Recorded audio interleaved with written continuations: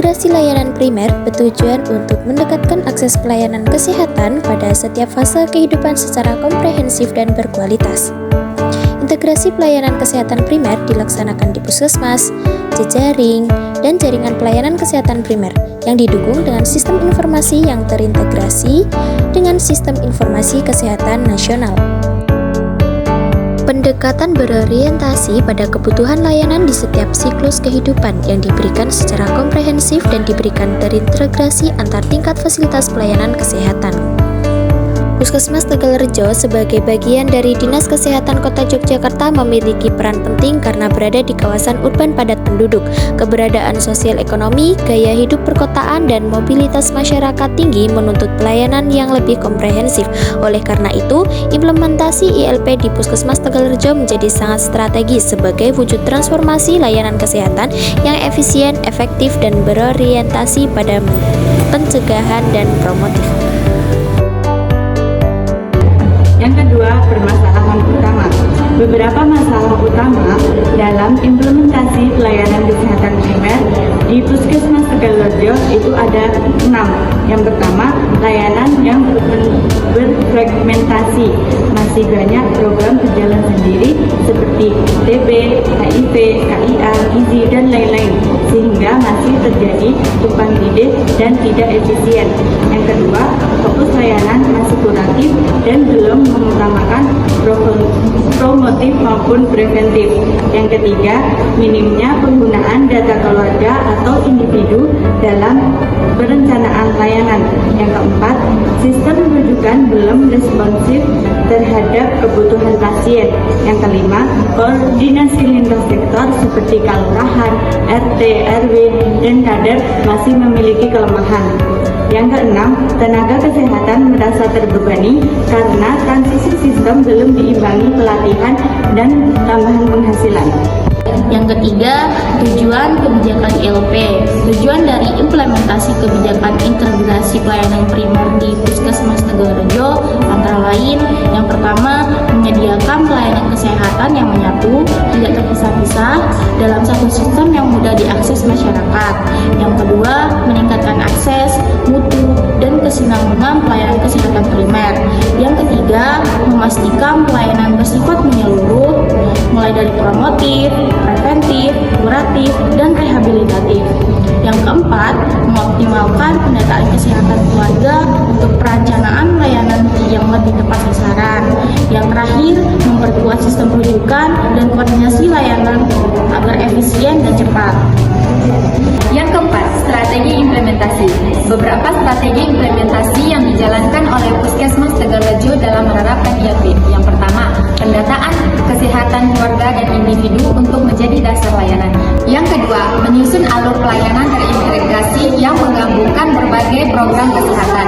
Yang ketiga, mengembangkan sistem informasi digital untuk pencatatan dan pemantauan. Yang keempat, pelatihan dan penguatan kapasitas SDM dalam menjalankan pelayanan ILP. Yang kelima, melibatkan kader, tokoh masyarakat, dan perangkat kelurahan dalam kegiatan promotif dan preventif. Dan yang terakhir, menyesuaikan indikator kinerja puskesmas ke arah capaian layanan keluarga. Kelima, yaitu kebijakan kunci. Untuk mewujudkan integrasi layanan primer, beberapa kegiatan yang akan dilakukan. Pertama, pendataan dan pemetaan keluarga berdasarkan risiko kesehatannya. Yang kedua, screening terpadu, misalnya gula darah, tekanan darah, status gizi, dan status imunisasi. Yang ketiga, kunjungan rumah oleh petugas kesehatan dan kader. Yang keempat, kegiatan posyandu, posbindu, dan posyandu remaja secara teratur. Yang kelima, pemberdayaan masyarakat melalui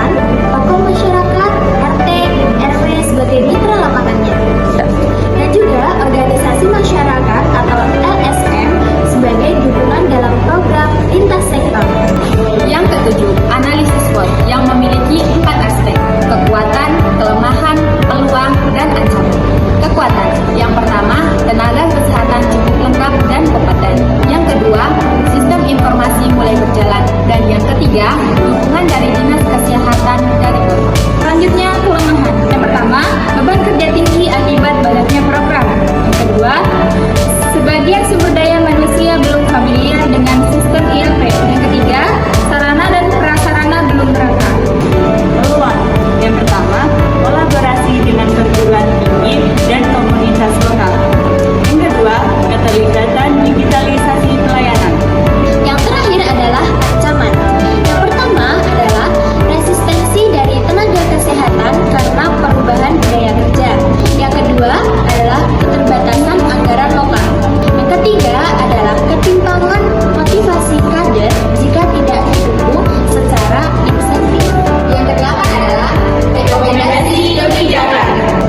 Pemerintah Kota Yogyakarta perlu menerbitkan peraturan mendukung pelaksanaan ILP, misalnya SK Wali Kota atau pemerintah daerah. Pelatihan berkualitas untuk semua tenaga kesehatan tentang integrasi layanan dan komunikasi lintas Penyediaan insentif tambahan untuk tenaga dan kader yang berperan aktif dalam pelayanan berbasis keluarga.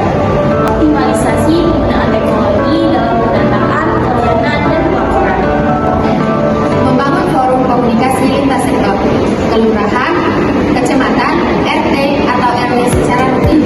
Meningkatkan peran perguruan tinggi sebagai mitra implementasi, mentoring, dan evaluasi program ILP. Implementasi ILP di Puskesmas Tegalrejo merupakan respon strategis terhadap tantangan pelayanan kesehatan di era modern. Pendekatan ini memperkuat sistem layanan yang terintegrasi dan berpusat pada individu dan keluarga, bukan hanya program. Dukungan SDM, sistem informasi, dan partisipasi masyarakat menjadi kunci keberhasilan ILP, meskipun tantangan struktural dan sumber daya masih ada. Dengan strategi dan rekomendasi yang tepat, Puskesmas Tegalrejo dapat menjadi model pelayanan primer yang efektif, berkelanjutan, dan berdampak luas bagi masyarakat Yogyakarta.